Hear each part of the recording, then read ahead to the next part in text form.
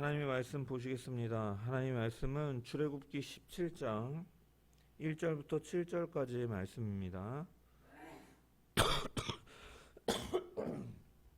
출애굽기 17장 1절부터 7절의 말씀입니다. 다 찾으신 줄 알고 제가 하나님의 말씀을 봉독합니다.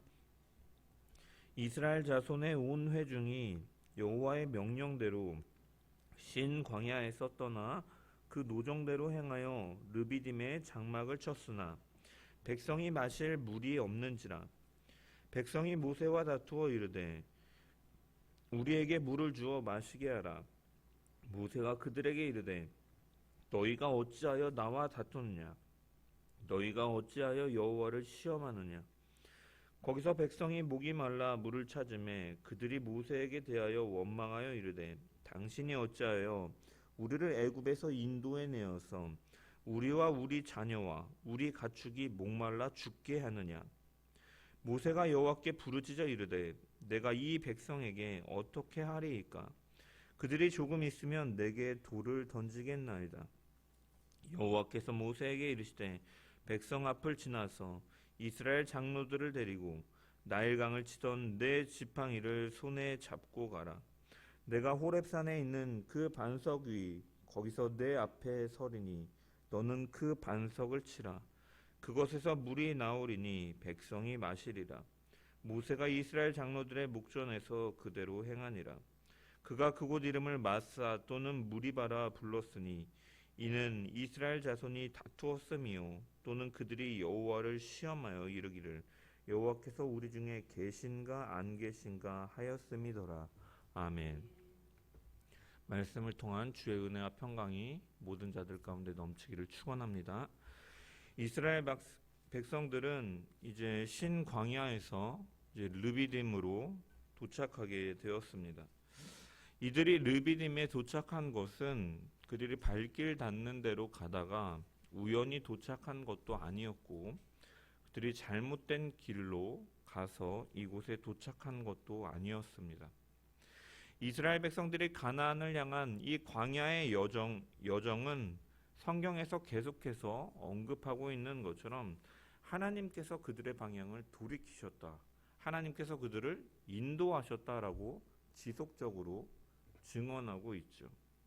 하나님께서는 선하신 뜻과 계획을 통하여 구름 기둥과 불 기둥으로 그들을 지키시고 인도하시고 그러한 과정 가운데서 진행된 일이었음을 성경은 분명히 밝히고 있다라는 것입니다. 오늘 본문의 시작도 마찬가지입니다. 1절의 말씀을 보면 이렇게 기록되어 있죠. 이스라엘 자손의 온 회중이 여호와의 명령대로 신 광야에서 떠나 그 노정대로 행하여 르비딤의 장막을 쳤으나. 이 이스라엘 백성들이 신 광야에서 르비딤으로 향한 건 역시도 여호와의 명령이었다라고 분명하게 밝히고 있는 것입니다.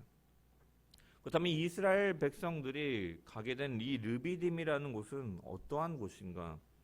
이 르비딤이라는 곳은 히브리어 이 라파드에서 유래된 지명인데 이 라파드라는 동사는 시원케 하다라는 의미를 가지고 있습니다. 그래서 이 시원케 하다라는 이 단어에서 유래되어서 이곳은 원기를 회복시키는 곳이다. 쉬는 장소이다. 광야에서 더위로 인해 지친 자들이 쉬는 장소이다라는 의미를 가진 지명인 것이죠.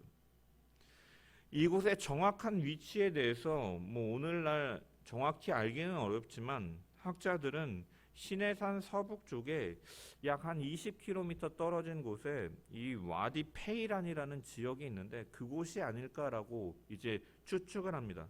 왜냐하면 이 지역에 여러 개의 샘물이 있고 이 개울이 있기 때문에 이 여행객들의 갈증을 풀어주고 피로를 회복시켜주기에 적당한 곳이기 때문에 이곳이 아마 르비딤이 아닐까라고 성경학자들은 유추를 하는 것이죠. 이제 이스라엘 백성들이 르비딤에 향하게 되고 근데 그곳에 가게 되니까 이 마실 물이 없었다라고 1절 이 후반부에 기록되어 있는 것이죠. 시원케 하는 곳, 회복시켜 주는 곳, 나그네들이 원기를 회복하는 곳이라는 그 지명을 향해서 갔기 때문에 이스라엘 백성들은 기대를 하고 갔겠지만 그곳에서 물이 없었다라는 것이죠. 아마도 가뭄으로 인해서 물이 말라버렸기 때문에 마실 물이 없었던 것으로 해석을 할 수 있습니다.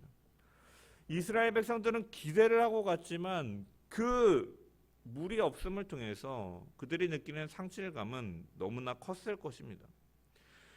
시원케 하는 회복시키는 장소로 왔지만 물이 없기 때문에 그들은 매우 화가 날 수밖에 없는 것이죠. 제가 가도 마찬가지였을 것입니다.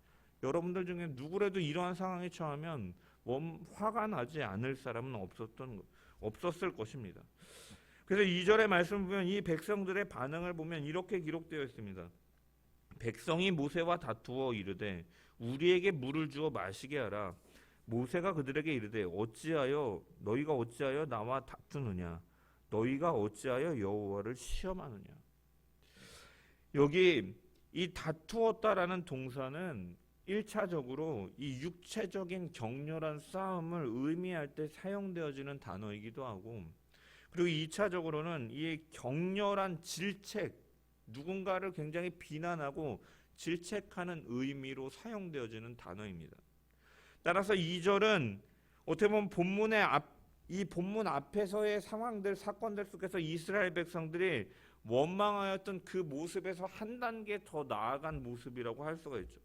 단순히 입술로 왜 우리를 이곳으로 인도했어라고 원망하는 수준에서 끝나는 것이 아니라 공격적으로 그 모세를 향한 비난과 굉장한 질책이 이루어지고, 굉장히 어떻게 보면 육체적으로 이러한 싸움이 날 정도의 그러한 상황임을 우리는 볼 수가 있는 것입니다. 그래서 어찌나 그 백성들의 그 모세를 향한 강도가 심했는지 이 모세가 느끼는 감정을 보면은 이 4절의 말씀을 보면 모세가 여호와께 부르짖어 이르되 내가 이 백성에게 어떻게 하리이까? 그들이 조금 있으면 내게 돌을 던지겠나이다. 이들이 돌을 들어서 자신을 죽이려 할 정도로 그가 느끼고 있다는 거죠. 모세가. 더군다나 이스라엘 백성들은 이미 이 모세에 대한 원망이나 비난을 할 때 그 비난이나 원망이 본질적으로 누구를 향하고 있는가를 알고 있는 사람들입니다. 그들은 앞전에 우리가 이전에 살펴본 것처럼 신광야에서 그들은 이 모세를 향한, 아론을 향한 원망이 누구를 향한 원망인가를 그들은 들어서 알고 있었습니다. 16장 8절에서 9절의 말씀 보면 그들이 신광야에서 먹을 것이 없을 때 모세를 원망하였고 이때 모세와 아론은 여호와께서 자기를 향하여 너희가 원망하는 말을 들으셨습니다. 우리가 누구냐? 너희의 원망은 우리를 향하여 함이 아니요 여호와를 향하여 함이로다. 우리 역시도 하나님께서 그냥 세우신 자들이고 하나님의 명령에 따라 움직이는 자들인데 너희가 우리를 향하여 원망하는 것은 우리가 무엇이기에 내가 하나님이냐? 너희가 지금 하고 있는 것은 사실은 하나님께 하는 것이다. 우리를 세우신 하나님께 하는 것이다 라고 하면서 그들의 원망은 실질적으로 하나님께 하는 것임을 모세와 아론은 말을 하였고, 그들 역시도 그렇기 때문에 그들에게 하는 원망은 하나님께 하는 원망임을 알고 있었다라는 것이죠. 그래서 이스라엘 백성들이 지금 격렬한 몸싸움에 가깝게 또 사람을 죽일 듯한 그 비난과 질책을 하는 그 원망은 사실은 하나님을 향한 비난의 화살이었다라는 것입니다. 그렇다면 하나님께서는 이스라엘 백성들이 이렇게 왜 원망할 수밖에 없는 상황에 처하게 하시는가? 이 르비담이라는 곳을, 물이 떨어진 것을 모르기 때문에 하나님께서 이곳으로 인도하셨는가? 아니다라는 것이죠. 하나님은 모든 것을 주관하시는 분이고 아시는 분이기 때문에 사실은 하나님은 알고 계심에도 그곳으로 인도하셨던 것입니다. 그러면 왜 하나님께서 이곳으로 인도하셨는가? 우리는 이미 잘 알고 있지만 이 성경의 여러 구절들을 통해서 그 증거를 발견할 수가 있는데, 시편 81편 7절을 보면 이렇게 기록되어 있습니다. 내가 고난 중에 부르짖음에 내가 너를 건졌고 우레소리의 은밀한 곳에서 내게 응답하며 무리바 물가에서 너를 시험하였도다. 무리바 물가에서 너를 시험하셨도다. 하나님께서 시험하시기 위해서 그들을 보내셨다라는 것이죠. 신명기 33장 8절에도 보면 레위에 대하여는 일렀으되 주의 둠밈과 우림이 주의 경건한 자에게 있도다. 주께서 그를 마사에서 시험하시고 무리바 물가에서 그와 다투셨도다라고 기록되어 있습니다. 시험하셨다라는 것이죠. 이처럼 출애굽의 이스라엘 백성들이 이 물로 인하여 또한 먹을 것으로 인하여 이방 민족들로 인하여 당하는 고난의 순간을 가리켜서 하나님께서는 백성을 시험하시기 위해서 그렇게 행하셨다라고 성경은 증언하고 있는 것입니다. 그렇다면 하나님께서는 왜 백성을 시험하시는가? 요즘에야 교육 과정들이 많이 변하여서 학교에 시험이 없습니다. 예전에는 중간고사, 기말고사가 있고 과목별로도 수시로 이제 쪽지 시험 같은 그런 시험들이 있었는데 요즘에는 저희 큰아이만 봐도 시험이 없어요. 그래서 시험하는 거 보면은 일주일에 한 번 이제 받아쓰기 정도, 10개 문항 정도 이렇게 시험 보는 정도가 다인 것 같아요. 근데 여러분, 시험이라는 것은 사실은 그 사람이 어느 정도의 실력을 가지고 있는가를 볼 수 있는 중요한 장치인 것이죠. 제가 학교 생활을 할 때 대학교도 마찬가지고 대학원도 마찬가지였지만 이 교수님, 이 선생님 앞에서 열심히 필기도 하고 잘 듣는 것처럼 보이는 친구들이 있었습니다. 그래서 제가 필기를 못했을 경우에는 그 친구한테 노트 좀 빌려달라고 하면은 굉장히 그냥 그 교수님의 모든 내용이 다 기록되어 있는 것처럼 그렇게 형형색깔 형광펜으로 여러 볼펜을 바꿔가면서 열심히 노트를 필기하는 친구들이 있어요. 이와 반면에 수업을 듣기는 듣는데 뒤에서 노트북을 펴고 자기 할 일들을 하면서 듣는 친구들도 있었습니다. 안 듣는 것 같아요. 그런데 시험을 봐보면, 평가를 해보면 이 앞에서 듣는 친구들 중에 물론 잘하는 친구들도 있지만 어떤 친구는 굉장히 필기는 열심히 했는데 막상 시험을 보면 성적이 굉장히 바닥인 친구들이 있고, 어떤 친구들은 이렇게 안 듣는 것 같고 딴짓하는 것 같은데 막상 평가를 봐보면은 굉장히 좋은 성적을 거두는 것을 보기도 하였습니다. 이처럼 시험이라는 것은 잘하는 것처럼 보이지만 사실은 알지 못하는 것을 드러내게 하고, 모르는 것 같지만 그 사람이 실제로 알고 있는지 모르는지 잘 알고 있음을 드러내는 장치이기도 하다라는 것이죠. 그런데 하나님께서는 하나님의 백성을 시험하시는 분이시다는 거예요. 그리고 그 시험은 우리를 유혹하고 넘어뜨리기 위해서 하는 시험이라든지 아니면 마음을 심란하게 해서 분노해서 감정적으로 만드는, 격화시키는 그러한 시험이 아니다라는 것이죠. 하나님의 시험은 무엇입니까? 우리의 중심, 우리의 마음에 무엇이 담겨 있는지, 우리가 무엇을 생각하고 있는지, 참된 믿음을 가지고 있는지, 하나님의 말씀에 순종하고자 하는 그러한 마음이 있는지, 하나님을 진정으로 사랑하는 그런 것들이 있는지를 확인하기 위해서 하나님은 시험하시는 분이신 것이죠.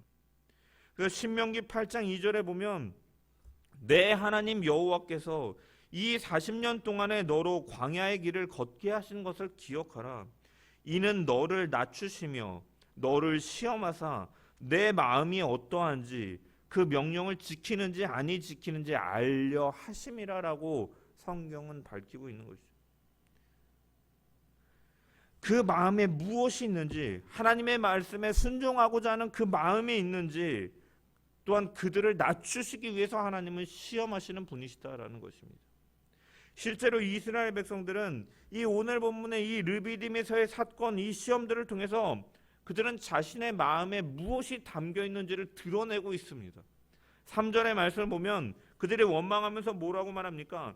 거기서 백성이 목이 말라 물을 찾으매 그들이 모세에 대하여 원망하여 이르되 당신이 어찌하여 우리를 애굽에서 인도에 내어서 우리와 우리 자녀와 우리 가축이 목말라 죽게 하느냐라고 말하고 있죠. 어찌하여 이스라엘 백성들은 우리를 애굽에서 인도에 내었느냐라고 말하면서 그들은 어디를 그리워하고 있습니까? 그들은 굶주림 가운데, 갈증 가운데 애굽을 그리워하고 있다라는 것이죠. 애굽을 그리워하고 있는 것이죠. 또한 거기다가 그들이 언급하고는 말들을 보십시오. 우리와 우리 자녀와 우리 가축을 목말라 죽게 하느냐. 내 자신, 내 자녀, 내 가축, 내 재산을 잃게 되었다라고 말하면서 따지고 있는 것이죠. 그들의 마음에는 하나님을 향한 신뢰와 믿음과 하나님께서 약속하신 그 약속의 땅인 가나안 땅에 대한 소망보다 이전의 세상을 즐거워하고 자기와 자기에게 주어진 자기 손에 있는 것들을 더 사랑하는 모습들이 여기에서 분명히 드러나고 있는, 시험이 닥치자 그러한 모습들이 드러나고 있다는 것이죠.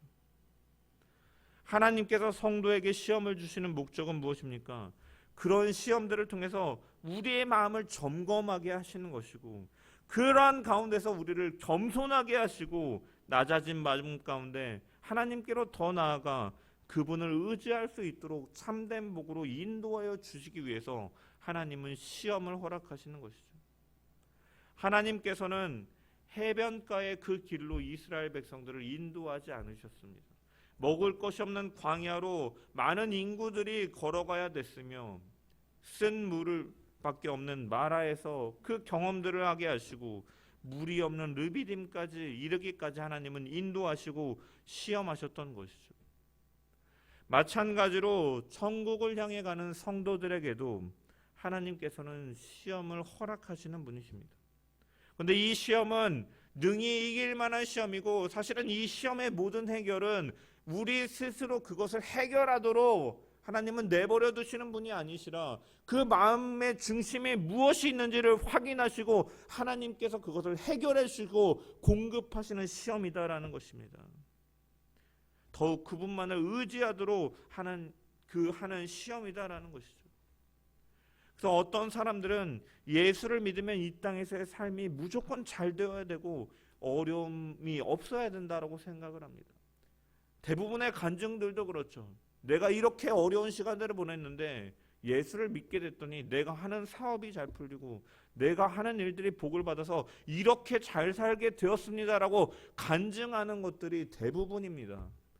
사실은 그것은 그에게 주어진 특별한 은혜이기 때문에 간증인 것이지, 사실은 우리의 삶 가운데는 여전히 예수를 정말로 진실하게 믿고 간절히 믿어도 삶이 바뀌지 않는 경우가 사실은 더 허다하고 더 평범하고 그것이 보통의 삶이다라는 것이에요. 하지만 하나님께서는 성도에게 그러한 어려움과 시험을 주시고 그것이 닥치게 하시는 것은 그 역시도 사랑하시기 때문에 너의 신앙을 점검해봐라, 하나님께로 나오기를 바라는 마음 가운데 그렇게 행하시는 것임을 기억하면서 환난 가운데서도 우리가 염려하고 원망하는 것이 아니라 그 가운데서도 자기를 바라보기를 원하시고 그 문제를 해결해 주시기를 바라면서 기다리시는 하나님의 그 오른손을 바라보며 믿음으로 나아가는 우리 모든 자들 되기를 주님의 이름으로 간절히 축원합니다. 이 원망하는 이스라엘 백성들을 향해서 모세는 2절에 보면 이렇게 말합니다. 너희가 어찌하여 나와 다투느냐? 너희가 어찌하여 여호와를 시험하느냐? 여기 이 모세의 말은 이해하기가 힘듭니다. 너희가 어찌하여 나와 다투냐? 왜 나에게 이렇게 격렬한 몸싸움을 하듯이 질책하느냐라는 것까지는 이해가 되지만 너희가 어찌하여 여호와를 시험하느냐라는 이 말은 사실은 이해하기가 조금 어려운 개념이죠. 왜냐? 우리가 살펴보는 것처럼 성경은 하나님께서 우리를 시험하시는 것이지 피조물인 우리가 하나님을 시험한다라는 것이 이해하기가 어렵기 때문이죠. 근데 모세는 여기 보면 하나님이 우리를 시험하고 계시지 않느냐, 너희가 참아라라고 말하고 있는 것이 아니라 이스라엘이 하나님을 시험하고 있다라고 말하고 있는 것이죠. 그렇다면 이 모세의 말에 담긴 의도는 무엇인가? 여러분, 이스라엘 백성들의 상황을 생각해 보시기 바랍니다. 이스라엘 백성들은 애굽에서의 그 400여 년이라는 종살이의 시간을 보내고 난 후에 르비딤에 그 도착하기까지 하나님을 경험한 사람들입니다. 이스라엘 백성들을 출애굽시키기 위해서 하나님께서는 10가지 재앙으로 애굽에서 그 재앙을 내리시면서 하나님이 어떠한 분이심을 드러내는 것을 목도한 사람들이었고, 먹을 것이 없는 광야에서 만나와 메추라기로 그들을 먹이시는 하나님을 경험하면서 그들은 배를 든든히 해왔던 사람들이에요. 마라에서는 물이 써서 도저히 마실 수가 없을 때 단물로 바꾸시는 하나님을 그들은 경험해 왔습니다. 그런 가운데서 오늘 르비딤에 물이 없는 상황에 그들이 당면하게 되었다면, 일반적으로 우리가 생각할 때는 하나님께서는 이 일을 행하실 수 있는 분임을 알고 있는 것이 당연하다라는 것이죠. 하지만 그들은 이러한 상황이 닥치자마자 불평과 원망을 하고 있는 거죠. 그리고 모세는 이것을 가리켜서 여호와를 시험한다라고 표현하고 있다는 거예요. 그렇다면 이스라엘 백성들이 하나님이 무엇을 시험하시고 그들이 무엇을 요구하고 있느냐? 여러분, 이 시험한다라는 개념은요, 이들이 예전에 살았던 곳이 애굽이잖아요. 우리가 애굽에는 어떠한 문화들이 있습니까? 10가지 재앙들을 통해서 살펴본 것처럼 그 10가지 재앙은 사실 그들이 섬기는 신들을 무력화시키고 헛된 것으로 드러내는 일이다라고 말씀을 드렸습니다. 그리고 그 강에는 그 신들 중에는 나일강을 관장하는 신이라든지 풍요와 다산을 관장하는 개구리 신이라든지 이 여러 가지 신들, 비를 관장하는 신, 농사를 풍요롭게 하는 신, 여러분 이러한 신들은 결국 무엇과 관계되어 있습니까? 그들의 삶의 일거수일투족과 다 관련이 있는 신들이다라는 것이에요. 삶과 관련된 모든 요소들을 가지고 있는 신이다라는 거예요. 그렇기 때문에 사실은 이들 가운데는 이 애굽 사람들과 이스라엘 백성들이 그곳에서 400년이랑 살면서 그들 가운데는 필요할 때마다 자신들을 만족시키는 신을 찾아고 경배하는 그러한 생각들이 이들 가운데 있었다라는 것이에요. 신을 향한 태도가 있었다라는 것이에요. 그렇기 때문에 이스라엘 백성들이 하나님을 시험한다라고 하는 것은 그 가운데는 어떠한 개념이냐면, 이들이 그 겪었던 그 이전의 만나와 메추라기로 이 쓴물이 단물로 변하는 이러한 사건들, 애굽에서의 10가지 재앙들, 홍해의 바다를 가르친 이러한 사건들, 그때 일은 그때 일이고 지금 내 당면한 내 앞에 문제를 해결하라고 요청하고 이 해결함을 통해서 자신의 존재를 증명하라라고 그들은 하나님을 향해서 말하고 있는 것이에요. 즉 하나님의 존재를 증명하라고 요구하고 있는 것이죠.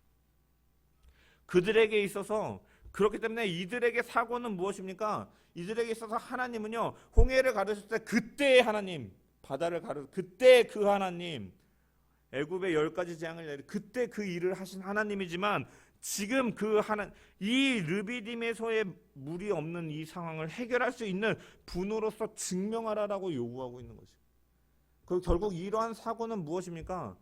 그들이 보는 하나님은 스스로 계신 분, 나는 스스로 있는 자 아니라 이미 너희들의 모든 피조물을 창조하기 이전부터 계셨고 이후로도 계셨고 모든 의지로 다스리시는 천지를 주관하시는 천지의 주제 하나님으로 알기보다는 어떠한 일부분의 하나님, 사막신의 하나님, 어떠한 산의 하나님, 이러한 일부분의 하나님으로 알고 있는 것이기 때문에 그들은 계속해서 원망하고 증명하라라고 말하고 있는 것이고, 모세는 그것을 지적해서 너희는 여호와를 시험하고 있다라고 표현하고 있는 것이죠.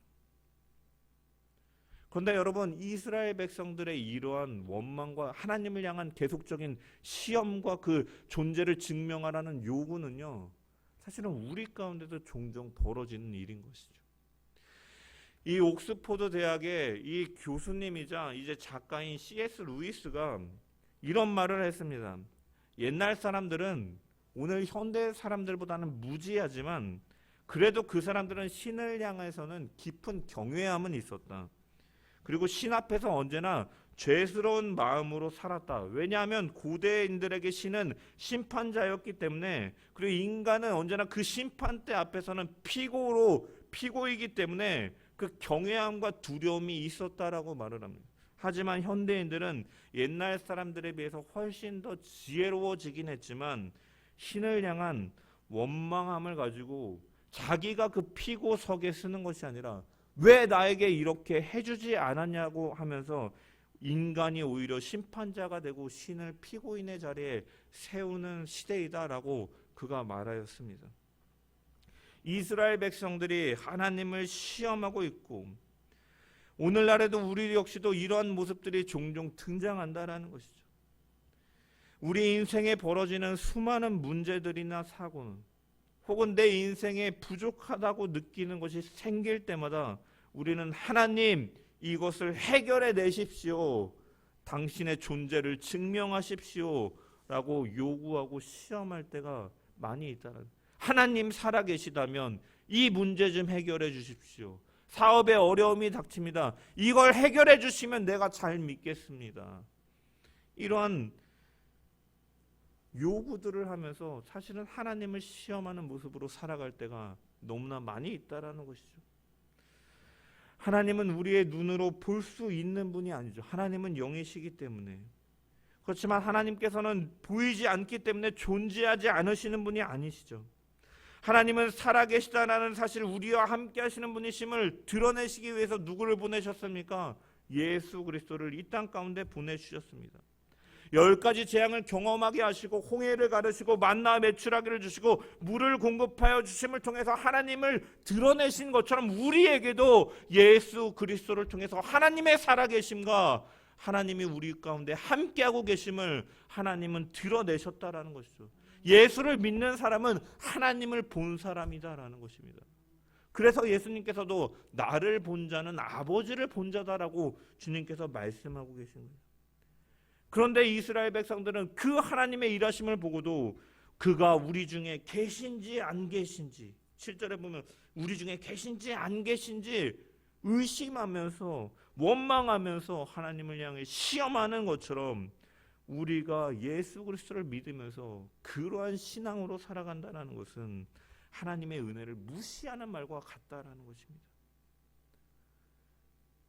하나님께서는 어떻게 보면 제가 하나님의 입장이라면 이 괘씸한 놈들 하면서 진노로 그냥 아주 훈육을 강하게 해버릴 것 같은데, 하나님은 이렇게 자신을 온전히 바라보지 못하고 신뢰하지 못하면서 증명하라는 이스라엘 백성들을 향해서 어떻게 행동하십니까? 오래 참으심으로 그들에게 풍성한 은혜를 주고 계신 것이죠. 하나님은 이 모세의 기도에 응답하셔서 그 솔루션으로 무엇을 주십니까? 오늘 본문 5절 6절의 말씀을 보면 여호와께서 모세에게 이르시되 백성 앞을 지나서 이스라엘 장로들을 데리고 나일강을 치던 내 지팡이를 손에 잡고 가라. 내가 호렙산에 있는 그 반석 위 거기서 내 앞에 서리니 너는 그 반석을 치라. 그것에서 물이 나오리니 백성이 마시리라. 모세가 이스라엘 장로들의 목전에서 그대로 행하니라 라고 기록되어 있어요. 모세가 이스라엘 장로들이 보는 앞에서 그대로 행했다라는 것이죠. 그리고 모세가 지팡이를 쳤더니 바위가 갈라지고 그곳에서 물이 나오는 것이죠. 얼마나 많은 양이 물이 나왔는지 이 오늘 본문엔 기록되어 있지 않지만 시편 78편에 보면 이 사건이 기록되어 있는데, 시편 78편 15절에서 17절의 말씀을 보면은 광야에서 반석을 쪼개시고 매우 깊은 곳에서 나오는 물처럼 흡족하게 하셨으며 또 바위에서 시내를 내사 물이 강같이 흐르게 하셨으나 그들은 계속해서 하나님께 범죄하여 메마른 땅에서 지존자를 배반하였도다. 반석에서 물이 강같이 흐르게 하셨다라는 것이죠. 그래서 200만 명이 넘는 이스라엘 백성들이 흡족하게 풍족하게 마실 수 있게 하셨다라는 것이죠. 이것이 바로 하나님의 풍성한 은혜를 의미하는 것입니다. 근데 여러분, 이 반석에서 나오는 물은 우리에게도 굉장히 중요한 의미인데, 여러분 르비딤 광야에서 그렇게 절실하게 필요했던 물은 어디에서 나오게 됩니까? 하나님께서 친히 준비하신 반석의 깨어짐을 통해서 그들 가운데 공급되어지고 있다는, 예비해 놓으신 그 장소, 하나님께서 명령하신 그 장소, 준비하신 그 장소에서 반석이 깨어짐으로 그들의 갈급함이 해갈되고 있다는 것입니다. 그래서 많은 성경학자들이 이 무리바 물 사건을 예수 그리스도를 정말로 잘 예표하는 사건이다라고 해석을 합니다. 그래서 아서 핑크라는 성경학자는요, 이 본문을 대하면서 6절의 말씀에 얼마나 그 주님의 십자가의 희생이 생생하게 묘사가 되어 있는지를 놓치지 말아야 된다라고 그가 말을 합니다. 6절에서 보면 하나님께서 내가 호렙산에 있는 그 반석 위 거기서 내 앞에 서리니 너는 그 반석을 치라라고 명령하셨다라는 거예요. 하나님이 반석 위에 서시고 모세를 향해서 지팡이로 그 반석을 내려치라라고 명령하고 계시다라는 거예요. 그러면 여러분, 지팡이를 내려칠 때 여러분 먼저 맞는 것이 무엇입니까? 물론 하나님은 영이신 존재이기 때문에 직접 정말로 육체적으로 맞는 것은 아니지만 그 지팡이로 먼저 내리치는 것은 반석이 아니라 반석 위에 서 계신 하나님을 가리키고 있고 그 다음 반석이 깨어지고 있다라는 것이죠. 사실 그 지팡이, 이 나일강을 치는 지팡이는 심판의 지팡이를 상징합니다. 애굽 사람들을 심판하였던 것 같이 심판의 지팡이를 상징하는 것이고, 사실 이 지팡이가 향해야 되는 대상은 어디로 향해야 됩니까? 하나님이 아니라, 반석이 아니라 사실은 원망하는 이스라엘 백성들을 향해서 지팡이가 휘둘러져야 되는데 그 백성들이 아니라 대신 하나님이 맞으시고 그 반석이 깨어지는 일이 나타나고 있다는 것이죠. 그래서 바울은 이 반석을 그리스도라고 그는 해석하는 것입니다. 그리스도의 십자가의 희생의 결과로 바로 우리가 구원받고 우리가 주님 안에서의 그 진리 가운데서 자유함을 삶을 사고 누릴 수가 있다라는 것이고, 그들이 마실 수 있는 반석의 샘물은 예수 그리스도의 희생의 샘물과 같은 것이고, 우리는 그 피와 살을 먹고 마심을 통해서 우리는 진정한 그 사망에서 생명으로 건진받은 자들이 되는 것이죠. 그래서 고린도전서 10장 4절에 다 같은 신령한 음료를 마셨으니 이는 저희를 따르는 신령한 반석으로부터 마셨음에 그 반석은 곧 그리스도시니라라고 고린도전서 10장에 바울은 고백하고 있는 것입니다. 이 반석이 지팡이로 때림을 당하는 것은 예수 그리스도의 십자가에서의 순환을 당하셔야 함을 예표하는 것이죠. 이사야 53장 4절에서 5절 말씀, 그가 실로 우리의 질고를 지고 우리의 슬픔을 당하였거늘 우리는 생각하기를 그는 징벌을 받아서 하나님께 맞으며 고난을 당한다 하였노라. 그가 찔림은 우리의 허물을 인하며 그가 상함은 우리의 죄악을 인함이라. 그가 징계를 받음으로 우리는 평화를 누리고 그가 채찍에 맞음으로 우리는 나음을 입었도다. 사람은 사실은 자기 죄를 그대로 가지고 있으면 자기 스스로에 대한 죄값을 치러야 되고, 그 심판의 칼날은 사실 우리를 향하는 것이고 영원한 형벌에 처할 수밖에 없는 존재들이다라는 거예요. 하나님을 대적하는 자였고 하나님의 자리에 자신을 두려고 한 자들이었기 때문에 사실은 우리는 심판을 받아야 될 존재들이었다라는 것이죠. 하지만 하나님께서는 예수 그리스도를 그 풍성하신 사랑으로 내어주심을 통해 그분이 우리를 대신해 순환을 당하시고 우리의 모든 죄값을 해결해 주신 것입니다. 주님이 죽으심으로 말미암아 우리의 모든 죄가 대신 죽어진 것이고, 주님이 다시 살아나심으로 우리가 영원한 생명을 보증받는 그 증표가 되는 것입니다. 주님은 이 땅에 오심은 생수의 강으로 우리를 적셔주기 위해서 오셨다라는 것이죠. 십자가에서 흘리신 그 물과 피가 우리의 모든 죄를 맑게 씻으시는 풍성한 은혜의 강인 줄을 믿으시길 소망합니다. 우리는 이 예수 그리스도의 피값으로 사신 하나님의 백성이기 때문에 이제는 우리 가운데 시험이 닥쳐올 때마다, 고난이 올 때마다 하나님 이것을 해결해서 우리와 함께하는지 증명해 주십시오라고 요구하고 여호와를 시험하는 자들이 아니라, 은혜를 저버리는 말들을 하는 자들이 아니라, 임마누엘의 하나님이 늘 나와 함께하고 계신다. 그분은 구원에 이르기까지 영원토록 나와 함께하시며 우리를 위해 일하시는 분이다라는 그러한 하나님임을 우리가 늘 기억하면서 원망보다는, 불평보다는 기쁨과 감사로 더욱더 그러한 시험이 찾아올 때 내 가운데 과연 하나님을 사랑하는 마음이 있는지, 하나님을 향한 순종함이 있는지, 내 마음에 무엇이 담겨 있는지를 점검하면서 더욱더 믿음으로 단련되어서 재련되어 정금과 같이 나아가는 저와 여러분 되기를 주님의 이름으로 간절히 축원합니다.